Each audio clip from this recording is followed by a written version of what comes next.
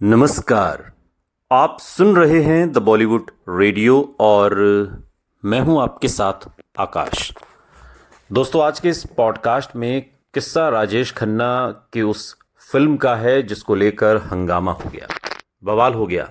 Film sensor board ने film को A certificate दे दिया और इसके लिए राजेश खन्ना ने देश के पहले प्रधानमंत्री पंडित जवाहरलाल नेहरू का हवाला दे दिया और कहा गया उस दौर में कि सुपरस्टार भला ऐसा गंदा काम कैसे कर सकता है। किस्सा राजेश खन्ना की उस फिल्म का जिसको देखकर सेंसर बोर्ड की आंखें फटी की फटी रह गईं। हम बात कर रहे हैं रेड रोज की। राजेश खन्ना बॉलीवुड के वो सुपरस्टार जिनको देखकर कई युवा इंडस्ट्री में आए और इंडस्ट्री में वो आए और उन्होंने बता दिया कि आखिर क्यों वो राज कपूर, दिलीप कुमार और देवानंद से अलग हैं और किरदार में कैसे डूब जाना है ये काका से अच्छा उस दौर में कोई नहीं जानता था। और शायद यही वजह है कि वो मेकर्स की पहली पसंद बन गए थे। कहा तो ये भी जाता है कि जिस फिल्म में राजेश खन्ना होते थे वो हिट होने की गारंटी हुआ करती थी। आराधना, आनंद, सफ़र, अमर प्रेम, कटी पतंग, दाग, बावर्ची, ये वो तमाम फिल्में हैं जिनमें राजेश खन्ना का लोहा सारी फिल्म इंडस्ट्री ने माना और इसमें उन्होंने हंसाया भी, रुलाया भी। लेकिन क्या उस फिल्म के बारे में आप जानते हैं जिसमें उन्होंने अपनी छवि का बिल्कुल उलट काम किया था?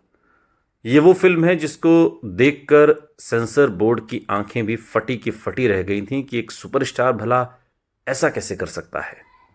ये फिल्म राजेश खन्ना ने अपने ढलते करियर के दौरान की थी। उन्होंने साल 1980 में फिल्म की रेड रोज़।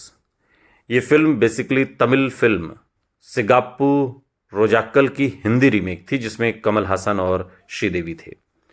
हिंदी वर्जन में राजेश खन्ना और पूनम ढिल्लो लीड रोल में थे और 1980 में आई ये फिल्म राजेश खन्ना के फैंस को हैरान कर गई क्योंकि उन्होंने कल्पना नहीं की थी कि जिस सितारे को वो उसके रोमांटिक अंदाज के लिए प्यार करते हैं वो उन्हें गुदगुदाता है, हंसाता है, इश्क करने के नए नए तरीके सिखाता है। वो किसी फिल्म में सीरियल किलर भी बन सकता है और एक के बाद एक लड़कियों का कत्ल कर सकता है। ये बात गले नहीं उतर रही थी।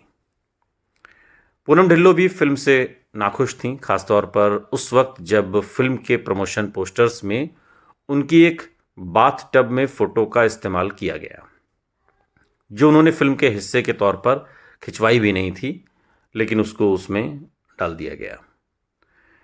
ढलते करियर के दौर में राजेश खन्ना ने एक बड़ा जोखिम उठाया और उन्होंने अपनी स्थापित रोमांटिक छवि से हटकर एक बिल्कुल अलग किरदार को चुना जो उनकी इमेज से बिल्कुल अपोजिट है। एक अमीर लेकिन मानसिक रूप से अस्थिर बिजनेसमैन आनंद जो नाम है वो राजेश खन्ना की कई सुपर डुपर हिट फिल्मों का हिस्सा रहा और इस फिल्म में भी उनका नाम आनंद है। आनंद जो लड़कियों को पहले प्यार में फंसाता है और फिर बेरहमी से उनका कत्ल कर देता है। फिल्म का विषय इतना बोल्ड था कि सेंसर बोर्ड ने इस पर कड़ा रुख अपनाया और मेकर्स ने ए सर्टिफिकेट की मांग की थी, लेकिन बोर्ड ने फिल्म को देखकर दिया था सुपरस्टार, ये कह दिया था कि सुपरस्टार ऐसा गंदा काम कैसे कर सकता है, ये तो जनता के देखने लायक ही नहीं है। रिवाइजिंग कमेटी ने भी ये फैसला बरकरार रखा और तब इसके जो निर्माता थे वो सीधे सूचना और प्रसारण मंत्रालय पहुंच गए जहां से उन्हें आखिरकार फिल्म रिलीज करने की मंजूरी मिली। रेड रोज भारत की पहली फिल्म थी जिसके ट्रेलर को भी सेंसर बोर्ड ने ए सर्टिफिकेट दिया था। अब आप सोचिए, सेंसर बोर्ड को फिल्म दो वजहों से आपत्तिजनक लगी।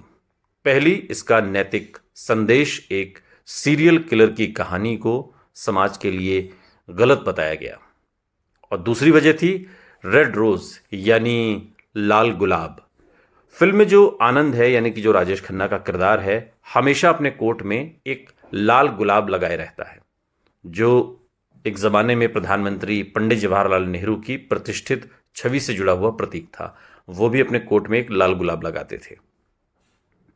सेंसर को ये समानता नागवार गुजरी और लंबे संघर्ष और महीनों की देरी के बाद फिल्म तो रिलीज हुई, लेकिन दर्शकों ने राजेश खन्ना को इस सीरियल किलर अवतार में अस्वीकार कर दिया, एक्सेप्ट नहीं किया, जबकि तमाम इसकी मीडिया में फजीहत हुई, पब्लिसिटी हुई, बहुत कुछ हुआ, लेकिन अपने सुपरस्टार को कोई इस तरह के साइको नेगेटिव किलर का जो किरदार था, साइको किलर का नेगेटिव जो किरदार था, उसमें एक्सेप्ट नहीं कर रहे थे, और यही वजह थी कि फिल्म पिट गई। सुनते रहिए द बॉलीवुड रेडियो, सुनता है सारा इंडिया।